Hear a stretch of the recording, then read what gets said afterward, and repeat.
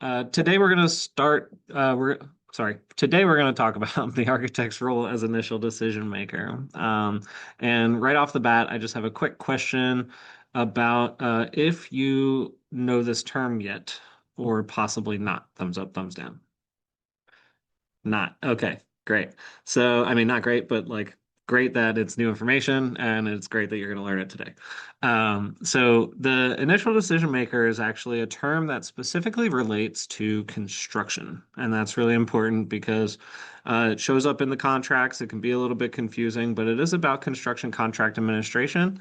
But that doesn't mean that it is a term that only needs to be known for the construction and evaluation exam. It also needs to be known for the project management exam because the project manager follows the project all the way through construction. That's why the A201 and the B101 are so important, such important contracts for us to learn for the project management exam. Well, let's talk about that in more detail. So essentially, what this term is going to help us understand is the division between just typical construction administration and when claims come into play, which is essentially the legal process that results in a dispute that cannot be resolved amicably between the parties to the contract. So why is the role of initial decision maker necessary? First and foremost, what we want to do in the field of architecture and construction and engineering here is to try to mitigate very, very costly legal actions that could arise out of a very chaotic process of construction. There are a lot of moving parts. It's super high stakes. There's a lot of money on the table that's either realized or even unrealized. And so the role of initial decision maker is a first step option that is prior to any expensive legal action. So it's kind of we'll talk about this gradation of responsibilities and how disputes rise through the legal process throughout this presentation a little bit. Um, the role is kind of necessary because the owner and the contractor often have opposing interests. The owner wants high quality at low cost, and the contractor wants to do often low quality at high cost to increase their profits, right? Not necessarily. I respect to the contractors who are doing good work and appropriate work, but it is the game that we play in the business of construction. The initial decision maker often has a functional role where when a dispute arises, they can basically provide a preliminary decision prior to resolution and keep the project moving in the event of a dispute so that it doesn't shut down construction. And then it often, like I mentioned, with it being, legal action, it can prove quite costly. Anytime you go through, you start involving lawyers, any phone call to a lawyer, even 10 minutes is going to cost you like 150 bucks. It's absolutely ridiculous. So imagine having to go through, actual arbitration and then possibly litigation, where it has to go to court or something like that could be really, really, really expensive. And finally, the initial decision maker does give some degree of structure and precedent to a dispute escalation. So it's a predetermined position or determination, or it's a predetermined conclusion that the basis of legal disputes, should it arise to that level, could be based upon, right? And so, who effectively is the initial decision maker? It's a really important question. The initial decision maker is often the architect. And in our contracts, the AI A201, it does designate the architect as the initial decision maker unless another person is named. So in contracts where there's construction managers or something like that, often they will take over the responsibility of initial decision maker. But the architect, if you're using typical prototypical AIA contracts, the architect acts as the initial decision maker. Why is this significant for you in practice? You need to know if it's in your contract, first of all. Should there be anything that arises in construction beyond just like a dispute or rather an argument on site. And why does it matter for you in the ARE? So in the ARE context, the exams, both project management and construction and evaluation, are based on the standard AIA contracts. So this assumption is written into the contract and should be assumed unless the questions that you're presented state otherwise. So hopefully that's clear. If you encounter a question about the initial decision maker, if it's not stated that someone else is acting as the initial decision maker, it is the architect. So let's talk about the big idea here, right? Like, what is the initial decision maker doing? So we know it's the architect. We know they're making initial decisions before legal disputes arise. Um, but here's kind of the big idea about what the initial decision maker truly is. They're not there to advocate for the owner's needs or wants. They're also not there to act as the contractor's advocate in terms of, budget or schedule. They are not an official judge, so they don't have the legal power that a judge has, nor do they have the comparatively limited power that an arbitrator has compared to a judge. So essentially, this is a non-legal contractual decision mechanism that is in place in order to make sure, or in order to ensure that costs can be avoided if at all possible. What the uh, what the initial decision maker is acting as is essentially a contract administrator. So we are in CA is construction administration. It's also construction contract administration. So it's sort of this gray area between legal action and just administering the contract. So it is we, the architect, if labeled as the initial decision maker, are acting within the confines of the contract prior to it moving to legal action. The architect, as initial decision maker, or whomever the initial decision maker is an impartial reviewer. It is meant to be that the architect is in the middle of this conflict, and they knowing the most or having the most intimate knowledge of the contract documents can be as impartial as possible because they have that most intimate knowledge. Um, and then, of course, it's the first formal decision point. So let's say owner, contractor have an argument before it goes to legal action in an official claim. This is the first decision that's made.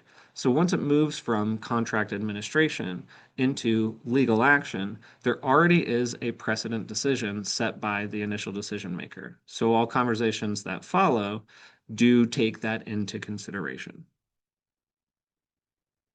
And again, these are rather foreign concepts, so if you want to jump in with questions, feel free to.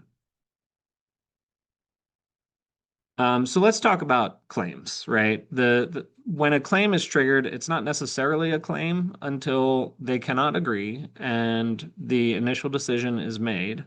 And then if one or two parties completely disagree with the initial decision, then an official claim will be filed and then it'll move into legal action. So what are some of the triggers that will start that process? First of all, added cost. So for instance, if the contractor comes back saying, we can't find this wall tile, but we found this other substitute, it'll cost you $450,000 more. And the owner says, absolutely not. They're non-premium materials that can't cost that much more. Something like that. Added time. If for some reason the owner believes that or wants the project to open by September, let's say it's a school, and the contractor is unsuccessful at obtaining some specialty equipment that is required, then it becomes whose fault was it? Is it just an unattainable? Did the owner not give enough information ahead of time, or did the contractor not order it early enough?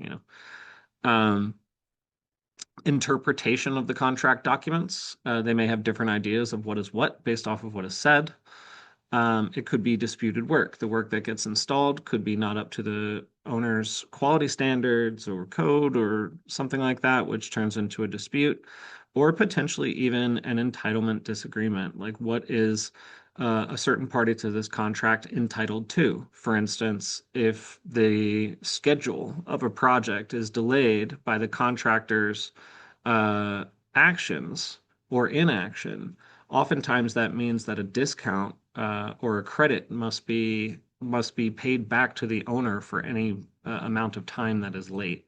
So that would be an entitlement disagreement if there's some disagreement about why or if that is due. Let's talk about what's not a claim. RFIs and things that pop up on site, they're not going to automatically result in a claim. What this is strictly a request for information.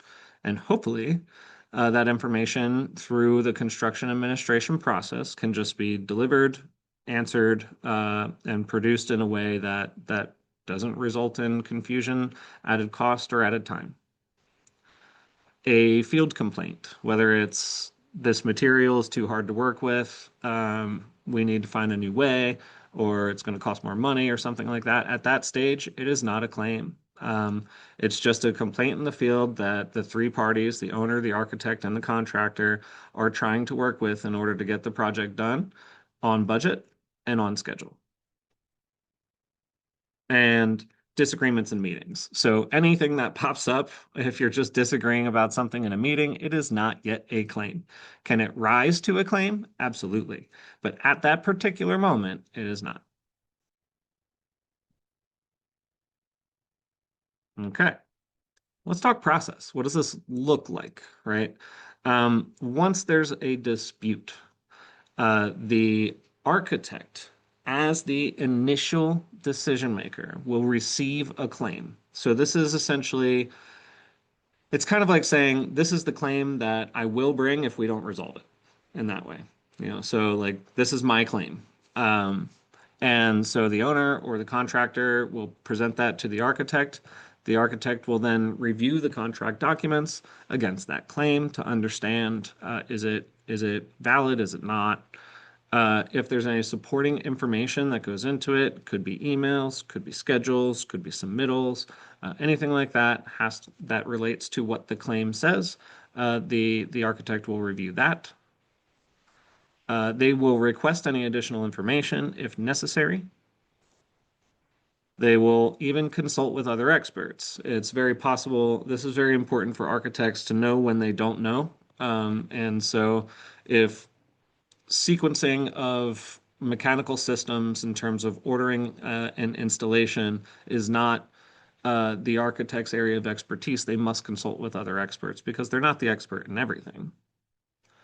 And then they'll issue an initial decision. And the initial decision is going to be effectively stating, it will be stating what the effect of the claim is. So this means either there is an additional contract sum that is owed or an additional contract time. It could be both, or it could be neither. So that's essentially the four avenues of what an initial decision would mean. And there's really no other option, honestly. So how this appears on the ARE. Let's take a look at it outside of practice and just on the exam. Like I said before, it will appear in both project management and in construction and evaluation. In project management, it is important to look at it as this is the architect's contractual role should a conflict arise in construction. It is part of the scope of basic services in the construction phase. So this is not necessarily an additional service unless certain things happen, which we can talk about if you want to review the contract language later. And I do have those in slides at the end. Um, it is important to understand communication practices, not so much like how many days and stuff need to be given notice for certain notifications at this on the project management exam, but rather how does it need to be handled? What are the politics around it and the processes that the project manager needs to know? There may be documentation expectations, like if we're going to research, basically a package was delivered to us And maybe the question says something like, what information is missing. Um, it is important for project managers to maintain professional neutrality. That is critically important. Um, it is also important avoiding unauthorized commitments either to the owner or the contractor or some other third party to the claim or dispute. And then understanding where the architect's authority begins and ends. And that's probably the most important part for the project management exam. When do you say, no, that's not my responsibility, or it's not my responsibility yet until it gets to this point?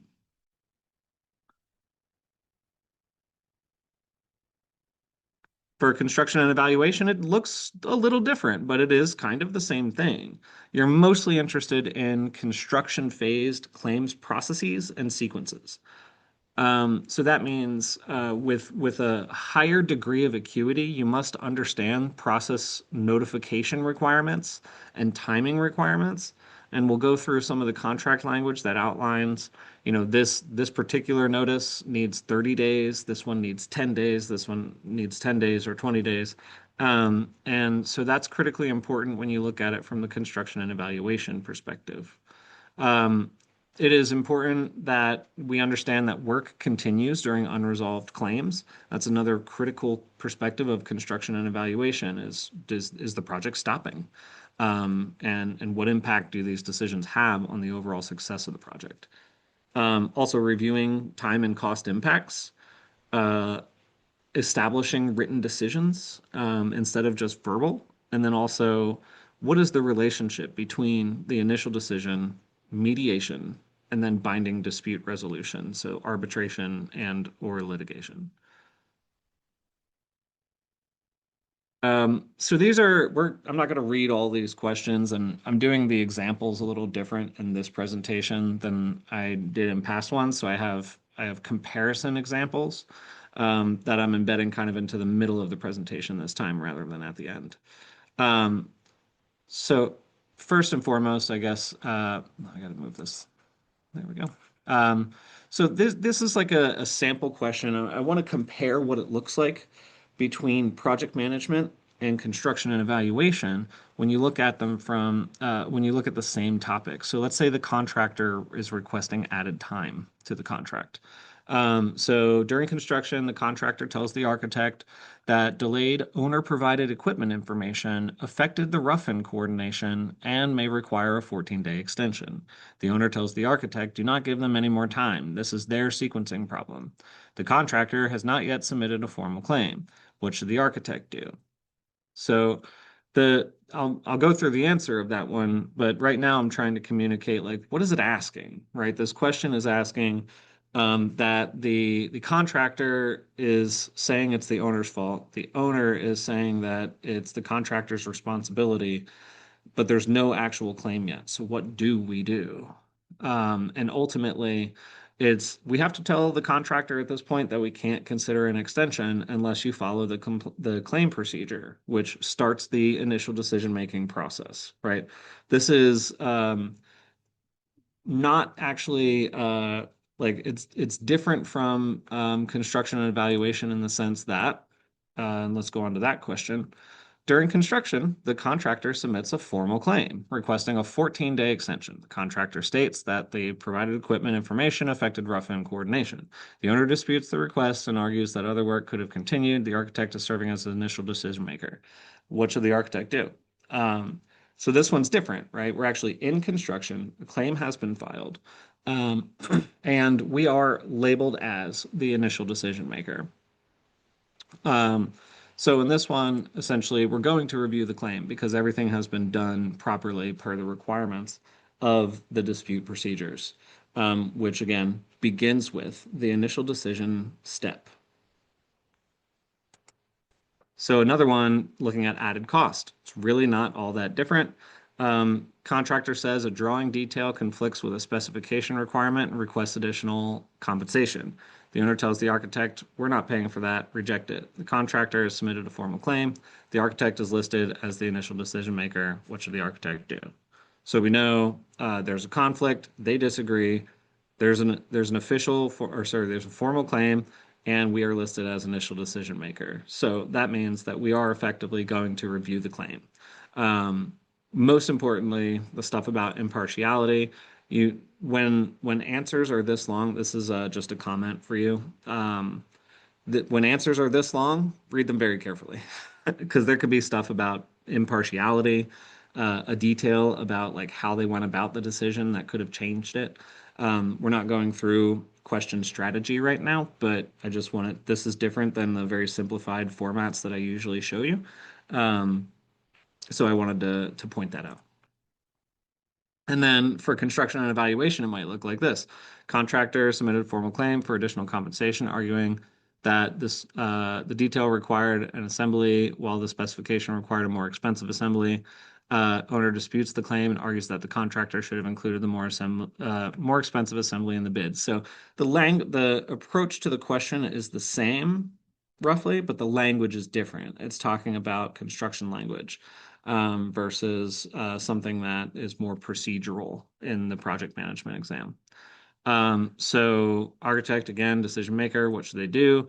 They should review the drawings because everything is already in the claim process. So let's talk about the purpose of these.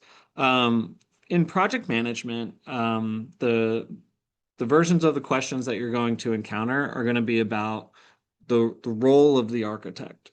What is the authority of the architect? And is the architect or the representative of the agency, whether the agent of the architect who's acting as initial decision maker, behaving professionally? Those are critically important on the project management side. Whereas construction and evaluation, they're going to be much more about the construction phase evaluation of the claim itself. So it'll get into, are they right? Are they wrong? Did they do this in time? And so it's a little different in that regard. So project management is a lot more about the sort of procedures and actions of the architect, where construction and evaluation is going to be much more about like the work, the claim, the decision.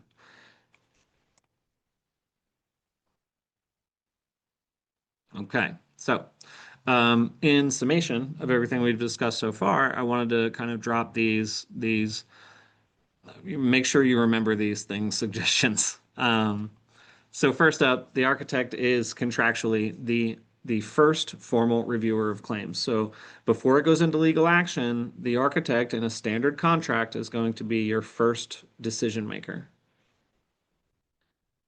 This role is absolutely meant to be impartial and not adversarial. That means don't take sides, don't advocate for the architect or the contractor. Simply look at the facts and evaluate the claim as if you were a third party, which you kind of are. You literally are a third party to the contract. Um, a claim is definitely going to be different than like an RFI or a complaint or a discussion during a meeting. A claim is a formal process. This decision is going to be initial, but it's not going to be final necessarily. Finality will require agreement, essentially. So if the initial decision maker says the owner is right, they're owed more money or more time, or you're not owed more time on the contract, um, then they all have to agree for them to accept the initial decision. That makes it final. If they do not agree, then they can bring it as a claim, essentially to mediation as the next step. And if they don't agree in mediation, then it goes to arbitration. And if they don't agree in arbitration, it goes to litigation. So that is kind of the process. It's not final until all parties agree, and it just has to go through that process. The architect absolutely must rely on the contract documents and the documentation.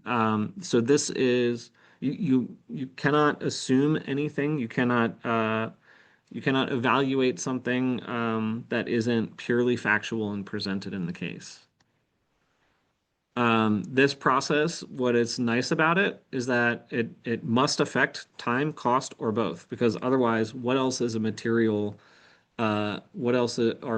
damages?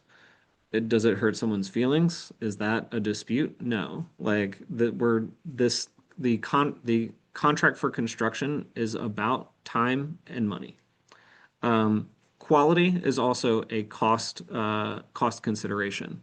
Am I getting high enough quality for the cost that I paid? And then lastly, unresolved disputes may proceed to mediation or binding dispute resolution. So there are three primary stages. It's initial decision, then it's mediation in the middle, and then it goes to binding dispute resolution, which is going to be arbitration or litigation and or litigation. Um, so that's really important to understand, and I think that's about my biggest tips for initial decision maker. So after this, I don't have multiple examples because I showed the comparative questions before, but I do have some contract language if you'd like to get into it. We can give you some orientation on that, but I wanted to pause and see if you had any comments or questions first. Sorry, I'm having trouble hearing you. Sorry.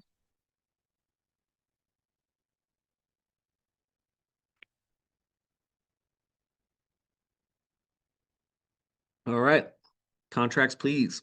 Yeah, let's talk about it. Um, so the initial decision maker is primarily outlined in the A201. The A201 being the contract, the general conditions of the contract for construction. So it's an attachment to the contract between the owner and the contractor. Um, if you don't recall, just as a reminder, the B101, which is the contract between the architect and the owner, has a relationship to the A201. So a lot of the overarching stipulations of how construction is meant to be performed, they all exist in the A201, where the B101, when the agreement between the owner and the architect references construction, it often references the A201. So I want to lay that out ahead of time. We're going to start by looking at the provisions for the initial decision maker that are in the A201. So it's the mentions are all the way down in chapter 15 or section 15.2. So in section 15.2, it talks about the initial decision, and there's a lot of legalese in here, but I highlight some important pieces, but it is important to understand just where it's all coming from in the structure of the contract. So claims excluding those where the condition giving rise to the claim is first discovered after the expiration of the period for correction of the work. So it kind of like it delineates like which point during and it delineates like which point during construction during the process of construction, completion, construction warranty, and then anything after that goes into statute of repose and limitations territory. Um, but the architect, it essentially says the uh, the claims, right? And then all this qualification language shall be referred to the initial decision maker for initial decision. That's it. Like that is your first sentence is if you get rid of all the qualifying language in the middle, just says claims shall be referred to the initial decision maker for initial decision. So that just sets the tone right there that everything funnels to that initial decision before it goes into another legal process.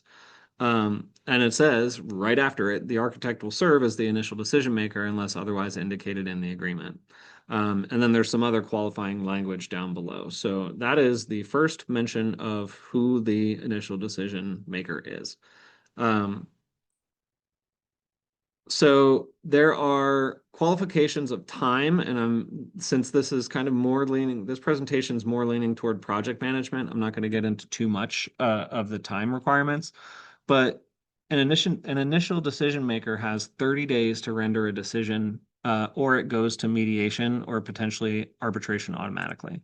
If you're studying for construction and evaluation, you should know that. Um, so this is more time-dependent qualifications. So the initial decision maker will review claims and within 10 days of the receipt of a claim, take one or more of the following actions. You can request additional information, reject the claim in whole or in part, approve it, or suggest a compromise. You could also advise that I can't make this decision. It can't be evaluated, and it needs to move on to another agency. So again, that's 10 days for that one. So 30 days for the overall process, but you have 10 days to respond to each one.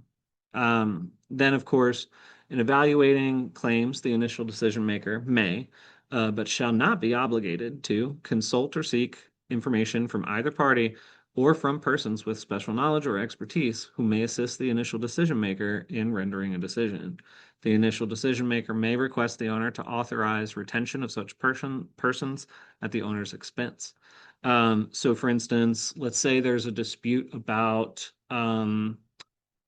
snowdrift waterproofing, which may behave differently, than just typical rain. Um, for instance, I don't work in a cold climate, so I don't have specialized knowledge about snowdrift waterproofing. So this may be something that I would want to refer to an expert that actually deals with waterproofing in cold climates. Um, and in order to get that person to review and comment on it, it takes time and may cost money. So I can do that. I can request the owner to authorize that they'd pay for that. Um, the initial decision maker requests, if the initial decision maker requests the party to provide a response to a claim, there are some stipulations to this. It's again 10 days after the receipt of the request to provide a response. Advise the initial decision maker or advise that no supporting data will be furnished. So essentially 10 days, 10 days, 30 days overall. Um, More legalese about it, initial decision maker will render an initial decision approving or rejecting the claim or indicating that the initial decision maker is unable to resolve the claim.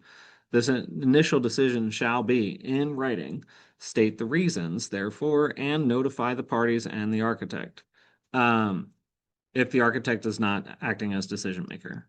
Um, so this is specific to any change in contract sum, contract time, or both. So that's actually written in the contract that it is of any change in the contract sum, contract time, or both. The initial decision shall be final and binding on the parties, but subject to mediation. And if the parties fail to resolve their dispute through mediation, to binding dispute resolution. So this one is arguably that last line of this section is arguably aggressive legal language because it says that it shall be final and binding, but subject to mediation, which would then it could potentially override the bindingness, the binding of the initial decision. But then again, mediation is meant to be binding as well. It's technically not, but like it's meant to be a final decision unless they still, want to raise it another level, spend a whole bunch more money on legal fees, and bring it to binding dispute resolution, where the courts may say, you now have to pay this or you are allowed this. Um, Essentially, either party may file for mediation of an initial decision at any time. So they don't have to agree to go to mediation. If one party disagrees, the conflict or claim can rise to mediation.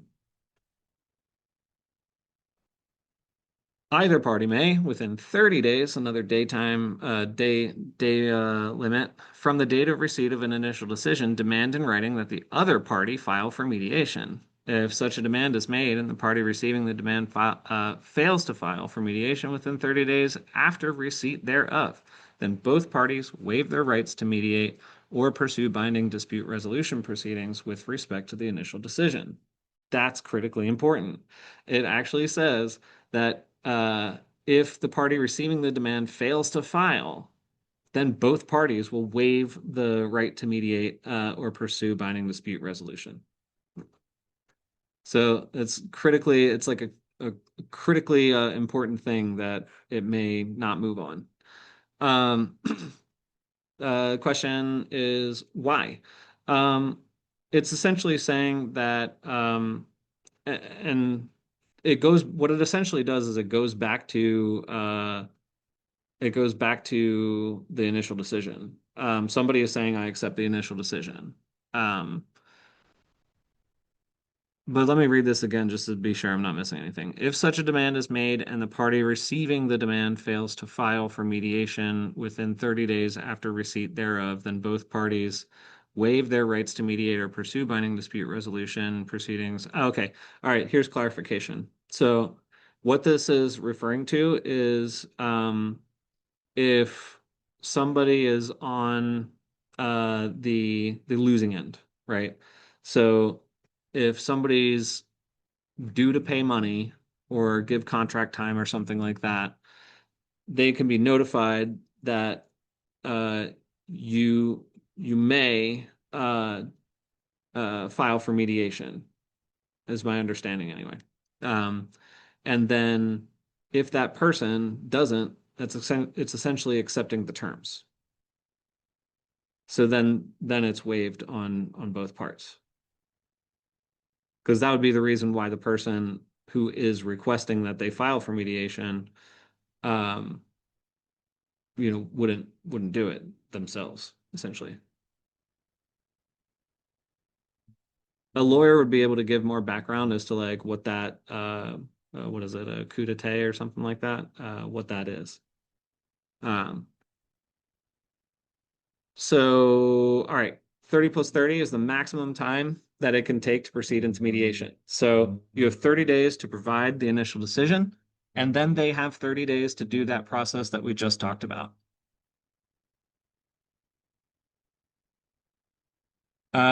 In the event of a claim against the contractor, the owner may, but is not obligated to, notify the surety. This one's all kind of legally stuff, if any, of the nature and amount of the claim. So the surety is there to make sure that there's money in the event of the claim settlement.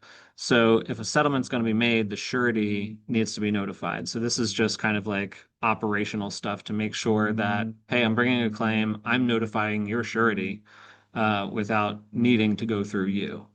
Um, so it's giving the expectation that the contractor knows that the owner can contact the surety to make sure that bond money and stuff for settlement is there.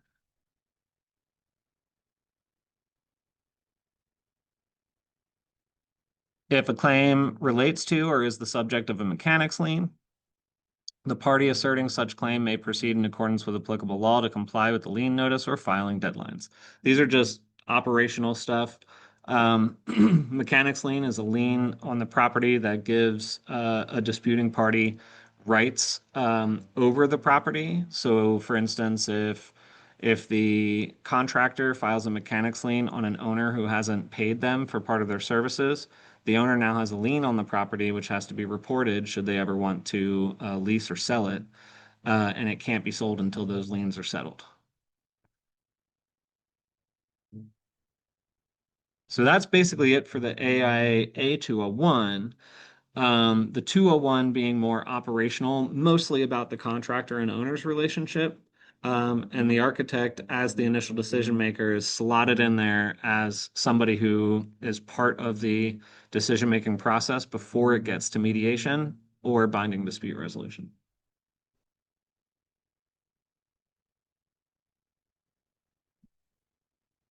Let's talk B101, unless you have questions on that one. Cool. B101 is much simpler. I have a few slides on here, but really only two slides mention the initial decision maker. It's just really important to understand in the B101 where that occurs. So in chapter 3, section 3.6.2, we talk about evaluations of the work. In evaluations of the work, it says unless the owner and contractor designate another person to serve as an initial decision maker, that term is defined in the AIA 201. So see how it refers back to the 201? The architect will render decisions on claims between the owner and contractor as provided in the contract documents. Now, why does this exist in evaluations of the work? It's because the architect does construction site observations and is responsible for saying this work either is not enough high enough quality to meet the requirements of the contract documents, or it's done incorrectly or not per code. And the contractor can say, but yes, it is. It is high enough quality. And then the owner may say, no, I agree with the architect, it's not. So it's that stuff happens in construction, and so this needs to be stated in evaluations of the work in case it becomes like, we're all digging our heels in and we're not accepting that this drywall is done well enough, something like that. And that's it for evaluations of the work. The rest of it is under architect's additional services. So what I mentioned before about this being part of um, our basic services, that's what I was referring to.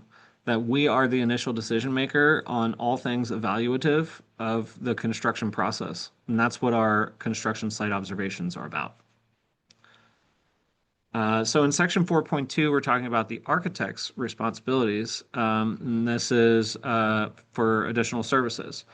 Um, so it starts off, I'm going to kind of jump through this one pretty quickly because most of it is just what is additional services. Basically, we provide additional services. Except for services required due to the fault of the architect, these additional services shall entitle the architect to compensation. So that's important, is that we can get compensation for acting as initial decision maker in certain situations. Um, so that said, uh, the follow-up to that section, so 4.2.1 goes on to say, upon recognizing the need to perform the following additional services, the architect shall notify the owner with stipulations. The architect shall not proceed to provide the following additional services until the architect receives the owner's written authorization. So this means if the role of initial decision maker turns into something that is a deeper claim that we then need to spend a lot of time researching. It's a formal process. We may need to work with consultants and other experts to figure it out. We can then propose that it is an additional service, but we cannot proceed until we get written authorization with that additional service.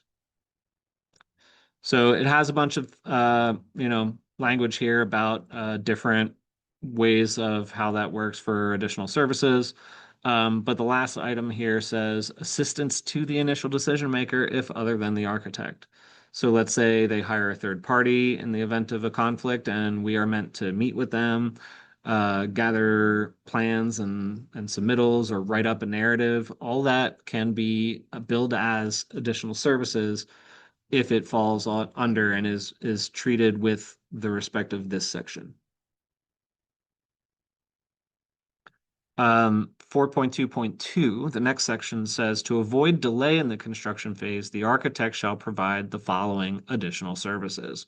So this, again, has a bunch of things that relate to what happens during construction that we may do in order to ensure that construction keeps going while there's something happening. So in the case of an initial decision, it's always going to be related to a dispute. So we go on a little bit further. It says, evaluating an extensive number of claims as the initial decision maker. So that is a broad term that can say, like, this either can be extensively large of one claim, or it can be I'm spending an exorbitant amount of time with all these different, claims of it being a claim, and it not actually being a claim, but I'm spending time on it. So this is an additional service. Um, so all of that, there's other language in here related to that too, but that is essentially the role of initial decision maker and when and where we do or do not get additional services for it. That's all the B101 is about, is whether or not we're getting paid for that. And that is it for the slides. I guess let's hop back on just chatting and let's have a conversation if you can or wish, or feel free to type up questions. I know you were typing before, so if you have more questions, we can go through that. And just let me know. This is all pretty new to me as I haven't been studying this section. Mhm. But this is maybe a sort of a veering off course a little bit, but um, are you structuring these office hours in a way where it's intended that people who are studying for a certain exam should come when you're covering those topics? And if so, like, is that published somewhere where I would be able to tell ahead of time? Yeah, so we do have, I know you asked about that before. We have a site up that shows, so I'm kind of going like down the road of each week I'm kind of moving on to a new exam. And I'm sure you've noticed some of that throughout previous weeks.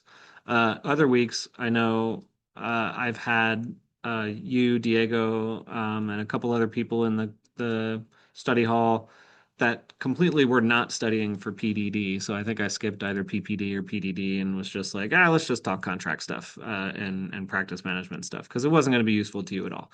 I continued with last week and this week because I feel like you had mentioned you're studying for these and you're going to start with either project or practice management. Or maybe it was PA. I think you said you're studying for PA. Yeah. Um, so yeah, my apologies for forgetting that. But yes, there is it's a study hall page. Let me pull it up for you. It used to be what we were doing weeks ago is it was I was just here for 4 hours on Wednesday morning and it was just open forum, come in, talk about whatever. But we are currently in a phase of um, kind of researching and restructuring what we're doing. So we tried this out, and if this isn't going to be what people sign up for and go to, then we'll change it. So let us know your thoughts. Let me pull this up for I you. One just second. found that page. Yeah, it's helpful. I never looked at it because the link to the meeting was before it. Oh, okay. Yeah, but you did find the page? Yeah, Okay, great. thank you. Yeah. Um, So yeah. Mhm.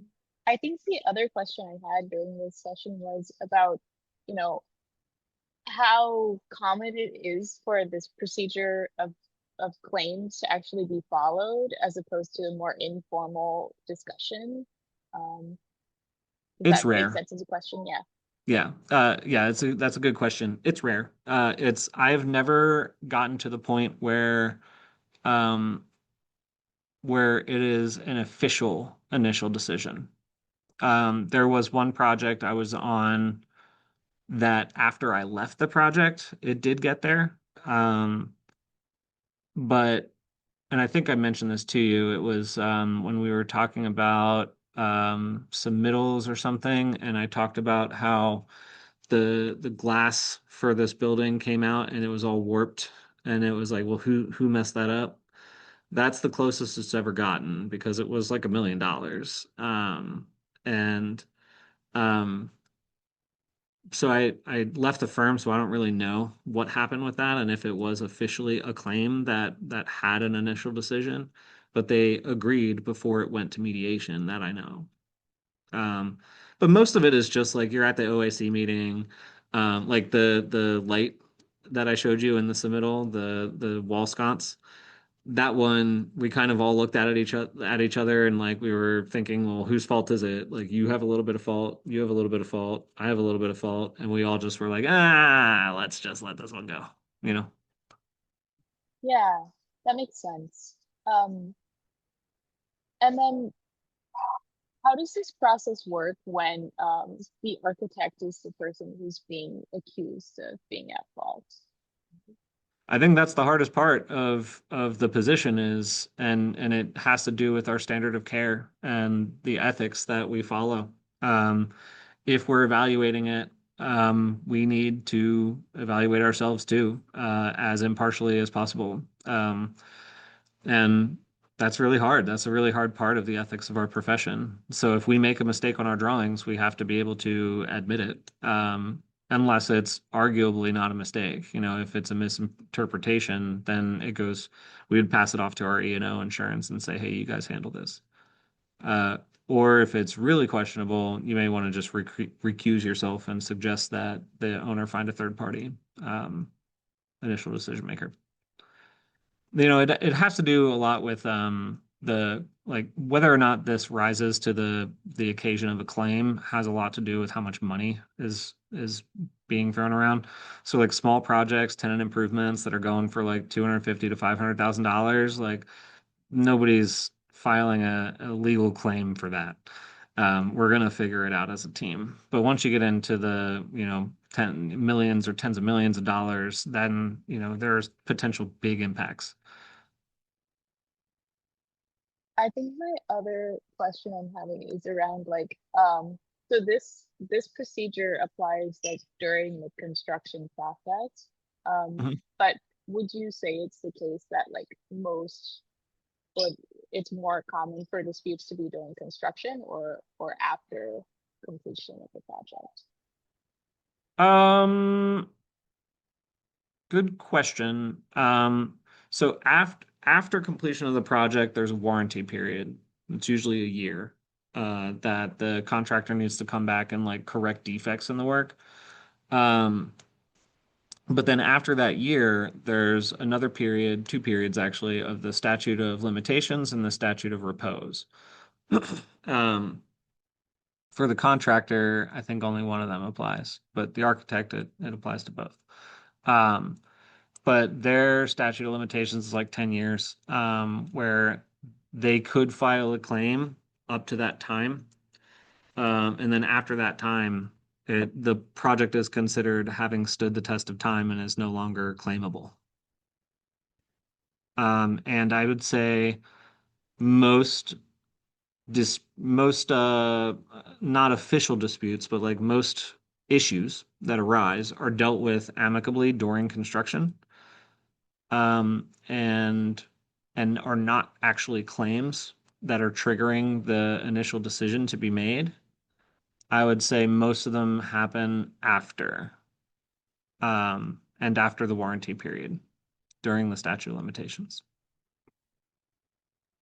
And what's the statute of repose? This one always messes me up. Which one's which? So, statute of lim. Ugh, I you can know what? also look it up. Yeah, I'm not gonna Okay. I'm not gonna try and misquote you because this is the kind of thing that like I don't use this every day. So Yeah. um let me see if I can pull up my lesson on that.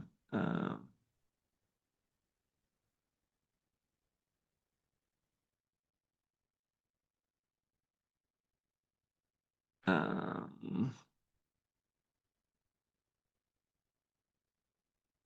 okay, yeah. So basically, so they're both statutes, first of all. The state says like these are the rights that you have as a consumer or individual or agent or agency or organization under the laws of our state. The limitations one is just saying like after a project is done, right?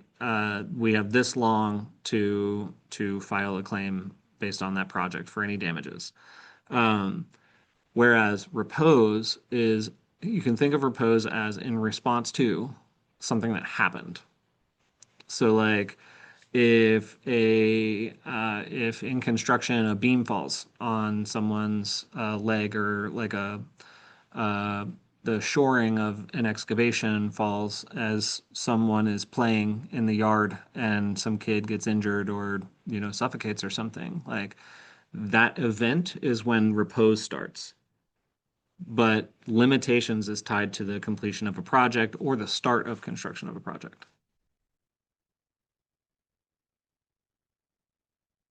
That makes sense. So repose would be Yeah. like a new clock that starts at some point after construction is Yeah. complete. Okay. Right. Wait, actually, I have that backwards. My bad. Sorry. Um, so it's yeah. Okay, sorry. I have that backwards. Sorry. This is I'm not the one to be teaching this one live.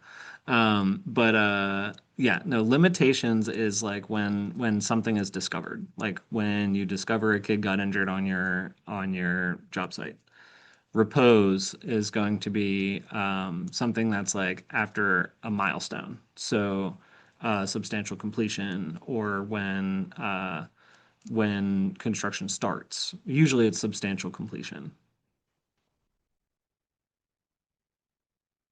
And would these both typically be 10 years, or maybe it depends on what the claim is? It it really depends, but I'd say they range anywhere from like 5 to 10 years. Like I had to be very careful of what they were in Idaho for that condominium complex because it quintupled my insurance rates for the next 10 years.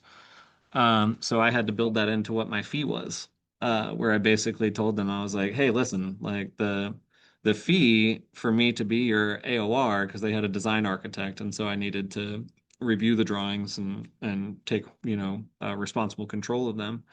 I had to look up the statute of repose essentially, and say like, okay, so for 7 years after, or I think theirs was 9 years after substantial completion is what I need to have my insurance rates covered for.